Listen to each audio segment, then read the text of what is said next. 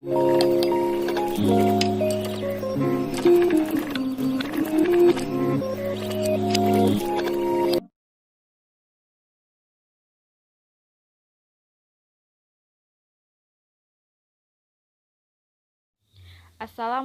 warahmatullahi wabarakatuh. Kami dari kelompok 4 Farmasi 3B ingin mempresentasikan tentang infeksi saluran pernapasan. Sebelum saya mulai tentang apa sih saluran pernapasan itu, saya akan sebutkan apa saja poin yang kita akan bahas. Yang pertama, pengertian. Kedua, diagnosa. Ketiga, terapi. Keempat, studi kasus. Kelima, penyelesaian. Dan yang terakhir adalah pustaka. Apa sih itu infeksi saluran napas? Kita akan bahas. Infeksi saluran napas dibagi menjadi dua, yaitu infeksi saluran napas atas dan infeksi saluran napas bawah. Infeksi saluran napas atas adalah penurunan kemampuan pertahanan alami jalan napas dalam menghadapi organisme asing. Infeksi ini menyerang hidung, tenggorokan, telinga, bahkan sampai paru-paru.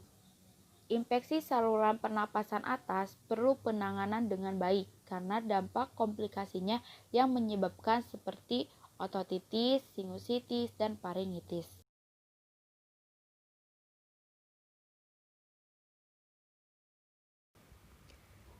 Kami akan membahas mengenai otitis media. Otitis media merupakan infeksi yang menjangkit bagian belakang telinga tengah. Otitis ini terbagi menjadi otitis media akut, otitis media kronis, otitis media efusi.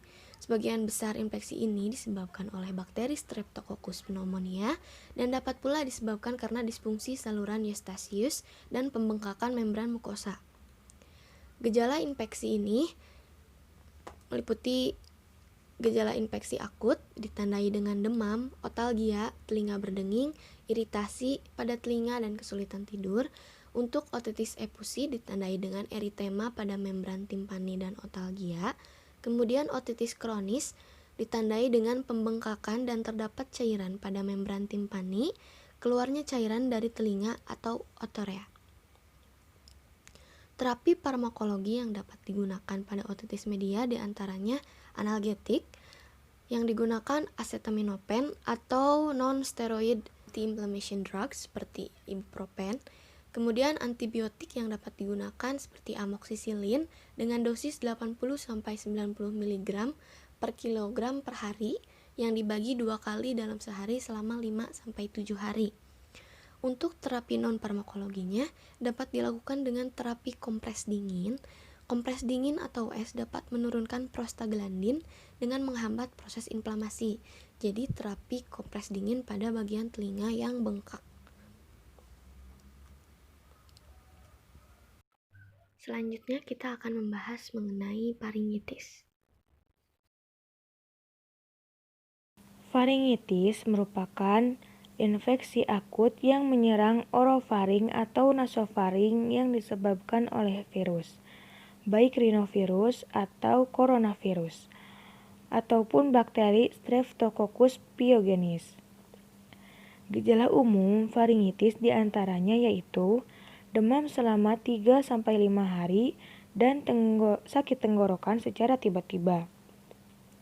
Gejala faringitis yang disebabkan oleh bakteri Streptococcus pyogenes yaitu demam, sakit tenggorokan, kesulitan menelan, sakit kepala, pembengkakan faring, dan perluasan kelenjar getah bening. Untuk terapi farmakologinya yaitu pemakaian analgetik acetaminophen 500 mg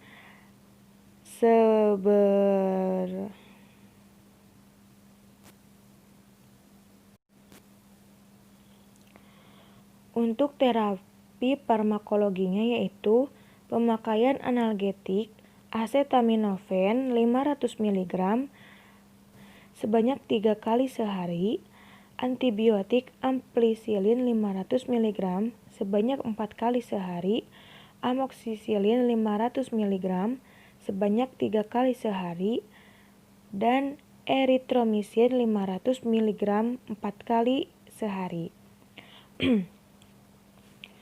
Dan untuk terapi non-farmakologinya yaitu dengan istirahat yang cukup dan banyak minum air putih.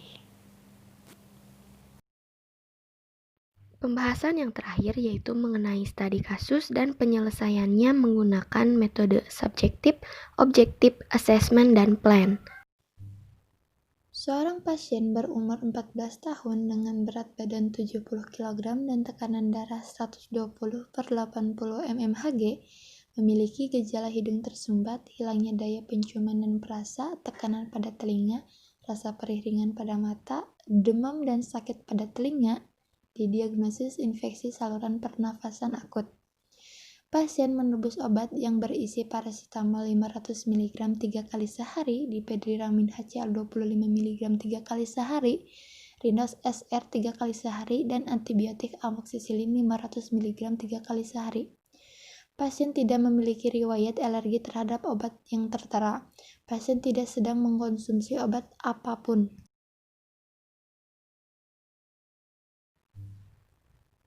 Pemecahan kasus. Subjektif, pasien berumur 14 tahun, hidung tersumbat, demam, sakit pada telinga. Objektif, berat badan 70 kg, tekanan darah 120/80 mmHg. Assessment, terapi, farmakologi, paracetamol 500 mg 3 kali 1, analgetik tepat, diphenhydramine HCl 25 mg antihistamin. Pyripramine 120 mg, loratadine 5 mg, dexahestan dan antihistamin. Plan, apoteker harus menghubungi dokter yang menulis resep mengenai antihistamin ganda pada resep. Apabila pasien mengalami alergi terhadap amoxicillin, antibiotik dapat diganti dengan azitromisin. Komunikasi, informasi, dan edukasi. Semua obat diminum sebelum makan. Untuk obat antibiotik, amoxicillin harus dihabiskan. Apabila terjadi reaksi alergi seperti ruam ataupun sesak, segera kembali periksa ke dokter. Hindari terlebih dahulu makanan yang berminyak, memperbanyak minum air putih.